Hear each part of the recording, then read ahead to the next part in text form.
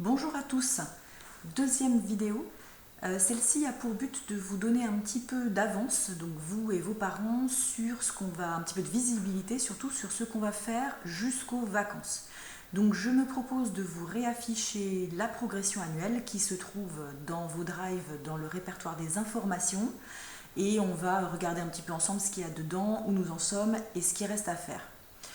Alors déjà, en dehors de cette progression annuelle, vous voyez tout en haut le lien vers Sens Critique. Donc je le rappelle, ça n'est pas un site spécialisé de l'éducation nationale, c'est un site tout public qui critique donc en particulier des livres. Et nous y avons mis des listes, les autres professeurs de français et moi-même. Donc vous pouvez aller consulter pour ceux qui sont en manque de lecture cette liste. D'autant que je ne peux plus vous prêter aucun livre, ce qui est bien dommage. Alors, dans les prochaines vidéos, on va terminer ce que nous étions en train de faire. Donc là, nous en sommes à la séquence 2, à la toute fin de la séquence 2. Donc dans les prochaines vidéos, je repasserai un petit moment sur le cours sur Charybde et Scylla, puisque là, vous avez traité tout ça tout seul. Je repasserai un petit moment sur les leçons des exercices, mais vraiment très rapidement.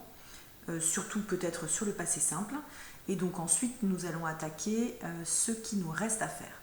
Donc ce qui nous reste à faire dans cette séquence, on a de la littérature, c'est-à-dire donc dans le côté Odyssée, Homère, nous en étions au deuxième texte, il nous reste un troisième texte à étudier qui fera l'objet donc d'une vidéo à part entière et d'un cours à aller soit imprimer, soit recopier. Je sais que vous avez énormément de choses à imprimer en ce moment, donc si nous étions en classe, les enfants le copieraient, vous le copieriez, donc voilà, ce sera à copier ou à imprimer.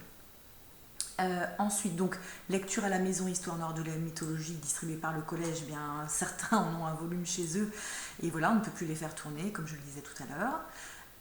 Donc voilà pour la littérature. Je vous posterai également des liens vers une série de courts-métrages qui s'appelle Les Grands Mythes, qui recouvre toute la mythologie. Donc c'est vraiment des courts-métrages extrêmement bien faits qui sont passés sur Arte, qui sont à destination du public de 6e, mais pas seulement, même du public adulte. Et d'ailleurs, on va dire que ce sont les grands mythes de la mythologie grecque, donc non édulcorés. Surtout pour les enfants, on a l'habitude de lire des versions un petit peu allégées. C'est le cas notamment de l'éditeur Nathan qui produit les histoires noires. Là, il n'y a pas du tout d'allègement et donc on retrouve, vous verrez les 6e, on retrouve pas mal de choses un petit peu en dessous de la ceinture, hein, donc les histoires d'amour et des choses assez sanglantes aussi. Donc pour les âmes sensibles, peut-être regarder avec un parent d'abord, si un parent a le temps, denrées rares en ce moment. En tout cas, voilà, vous saurez absolument tout sans que rien ne vous soit dissimulé. Donc ces courts-métrages sont vraiment des mines d'informations. Ça reste quelque chose de très intellectuel. J'espère que ça pourra plaire au plus grand nombre. Alors pour ce qui est du programme de grammaire, donc les fonctions, c'est fait. Il y aura une vidéo de correction du contrôle, bien sûr, je n'oublie pas. J'avais écrit que tout le monde rattraperait le contrôle, évidemment, ça ne va pas être possible. Orthographe. Les accords du participe passé, c'est encore quelque chose qui est à faire. Et puis donc l'indicatif, les emplois du temps, c'est aussi quelque chose qui est encore à faire. Donc nous aurons, cela dit, ça va se passer quand même assez vite, nous aurons encore des pages de cahier d'exercice. Je vous expliquerai les leçons dans des vidéos et je posterai les devoirs. Ce sera également dit dans ma vidéo et bien entendu toujours noté dans Pronote comme il se doit pour que vous puissiez suivre aussi quelque chose d'écrit sans avoir besoin de réécouter. D'ici la fin de cette période de confinement, c'est-à-dire avant les vacances, on attaquera forcément la séquence 3. Alors ça va nous poser quelques problèmes de logistique, puisque les contes de Perrault Grimm Andersen étaient prêtés par le collège. Là évidemment, ça va donc être un petit peu difficile. Je devais vous prêter aussi d'autres recueils de contes que j'adore, des contes russes, des contes drôlatiques, c'est-à-dire destinés à faire rire et qui jouent un petit peu sur le concept du conte de fées. Bon, tout ça, ça va être à organiser autrement, donc je ne sais pas encore comment je vais faire. Côté grammaire et langue française, donc on aura les types et formes de phrases, c'est de la révision, ça va aller tout seul. Les homophones grammaticaux, c'est toujours de la révision, ça ne posera pas de problème, tout ça ce sera sur le cahier d'exercice. Par contre, le plus gros morceau, c'est le conditionnel, l'impératif et le subjonctif.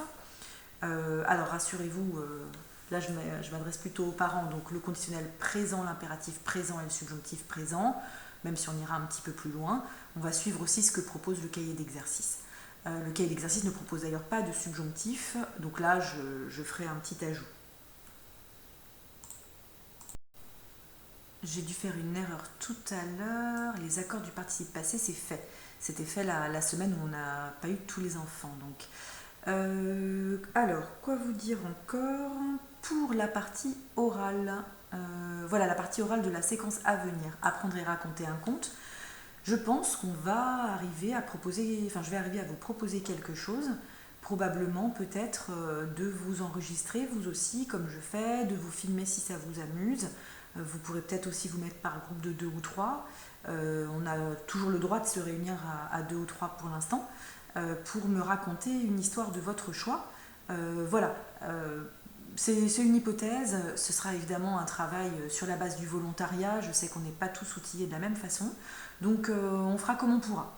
Et puis la rédaction, c'est évidemment, on devait avoir une rédaction en classe sur l'Odyssée qui n'aura pas lieu fatalement. On devait avoir une rédaction en classe et une rédaction à la maison sur le conte.